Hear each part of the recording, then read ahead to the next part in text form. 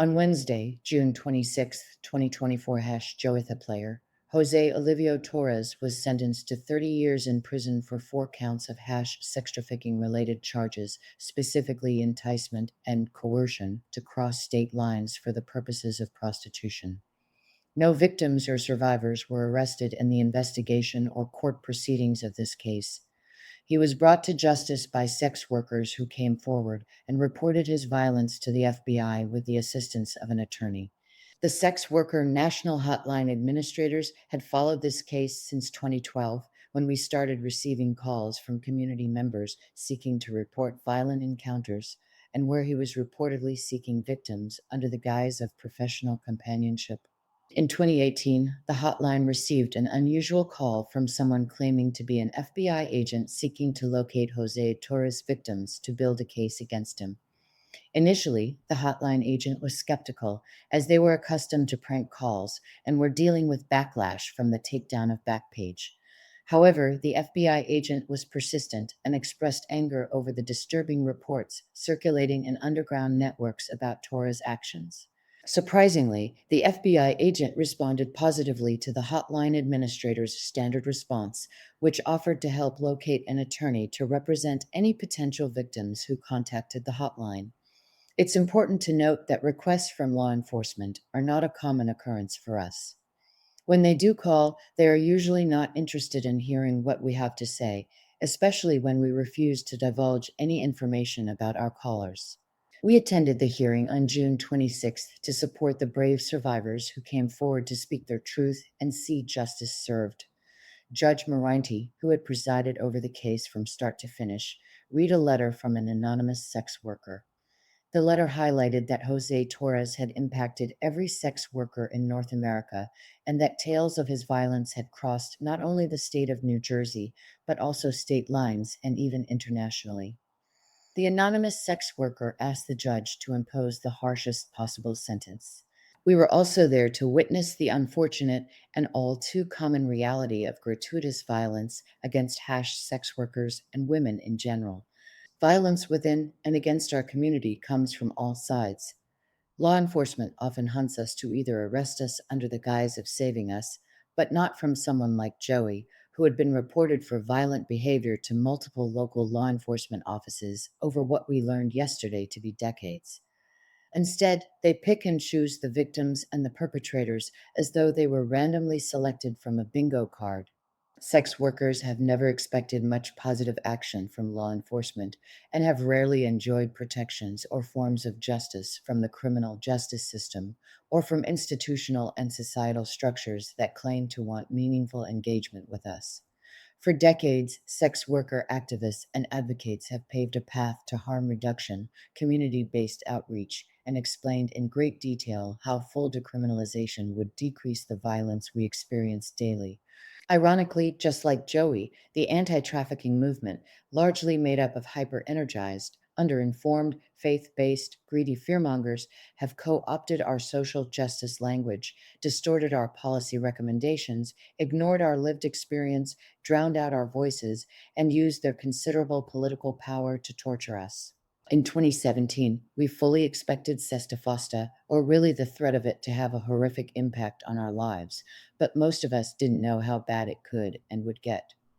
Our distrust of law enforcement and our disdain for a criminal justice system that allowed predators of every sort to indiscriminately feed on our vulnerability turned out to be worse than we expected, with new unintended consequences continuing to bubble up regularly. Then, COVID landed on our doorstep in 2020, taking our community to a new place of vulnerability. But right before the worldwide pandemic shutdowns started going into effect, a small miracle took place. José Torres was arrested on February 14, 2020, and a wave of relief briefly allowed the sex worker community to doubtfully but enthusiastically celebrate.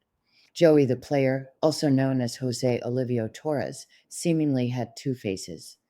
On one hand, he was a professional accountant who had graduated from Rutgers University and worked for a prominent accounting firm, presenting himself as a relatively normal man with a heavy workload and frequent travel opportunities. On the other hand, he had a history of domestic violence and had grown up in El Salvador during a wartime conflict before fleeing to the United States for safety and opportunity. His father had died shortly before he was born, and many of his family members lived in both New Jersey and El Salvador. He reportedly had two daughters who fled the country to live with their biological mother, wisely escaping the notoriety of his violence against their mother and sex workers. Many of his family members attended the trial and visited him in jail, claiming to be completely unaware of his violent tendencies. However, the evidence presented at trial told a completely different story. Here are some of the revelations from the sentencing hearing. The FBI interviewed more than 30 victims, and the judge reiterated that the court was aware of likely hundreds more victims who were too afraid to come forward. A search of Torres' home and office revealed more than 400 phone numbers and hundreds of email addresses he used to evade identification, as sex workers had put him on blacklists to warn each other of his whereabouts. A search of those phones and emails showed he sent out between 60 and 150 texts and emails daily, trying to lure new victims to New Brunswick. Torres had written nearly $1 million in bad checks to sex workers. Torres harassed the criminal justice system much like he had harassed sex workers for decades. He sued the prosecutor, the victim's attorney's firm, and even the judge, but these lawsuits were frivolous and baseless. He filed hundreds of self-written motions with the court and fired at least 4 attorneys. The court methodically sorted through his submissions, but most motions were denied, and the lawsuits were dismissed with prejudice. In his defense, Torres' efforts to testify and the apology letter he wrote, hoping for leniency, only confirmed his lack of remorse. He argued that his crime was failing to pay the sex workers he lured, suggesting that the sex workers had enticed him and were therefore responsible. He repeatedly stated that his real crime was theft of services. His uncle, a prominent accountant in New Jersey, supported Torres' efforts to be released by posting YouTube videos, maintaining a social media presence, and helping him locate names and addresses of sex workers and advocates to subpoena them for his defense. The uncle presented a victim impact statement at the sentencing hearing, reiterating the failure to pay as the problem, denying the assaults, and claiming that Torres was a great person who helped people.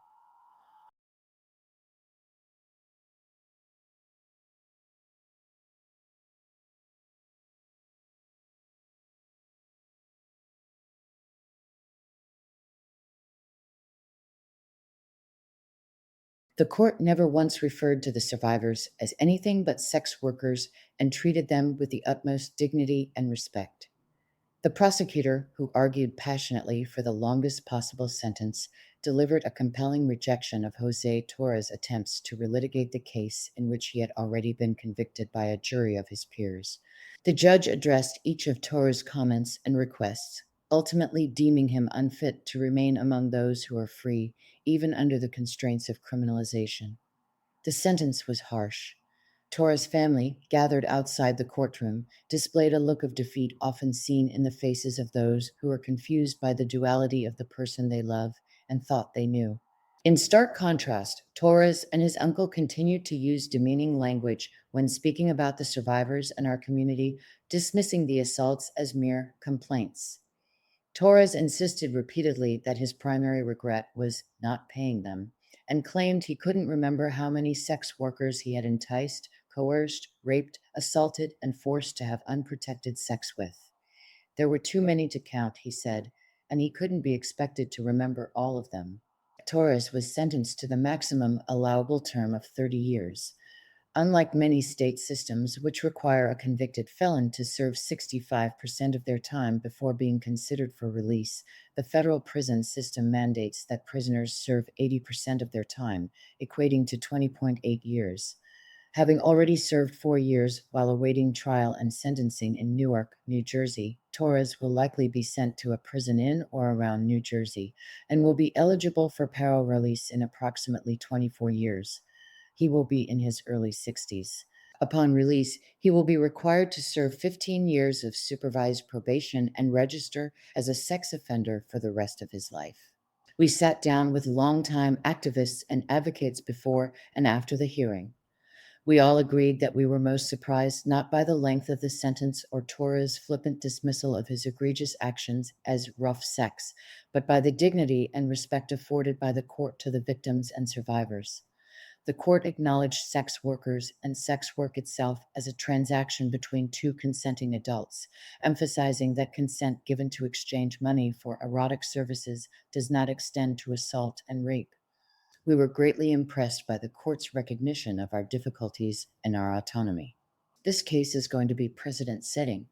The federal court system has determined that crimes against people who trade sex must be punished. They provided specific procedural language about what consent is, when it is invoked, who can give it, and most importantly, who can withdraw it and when. As prison abolitionists and labor rights activists, we don't support the idea of prisons, recognizing that their existence brings long standing issues. As sex workers, we don't want any Jose Torres walking among us either. And as women, we would like to see more concern for the domestic violence issues that Torres was accused of to prevent individuals like Joetha Player from developing into serial rapists. But this is the world we live in, and these are our current criminal justice offerings. In this one case, we will take it. We can reduce violence against women and human trafficking when we work together to hold space and provide pathways to justice for all of us.